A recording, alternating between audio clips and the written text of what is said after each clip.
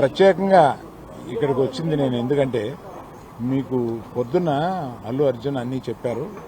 నేను ప్రత్యేకంగా మీరు మా ఇంటికి వచ్చి ఇంతసేపు ఇట్లా ఉండి ఇవన్నీ చేసినందుకు మీడియా వారికి ప్రత్యేకంగా థ్యాంక్స్ చెబుదామని. జరిగిన ఇన్సిడెంట్స్ని మీరు రెగ్యులర్గా టెలికాస్ట్ చేస్తూ ప్రజల్ని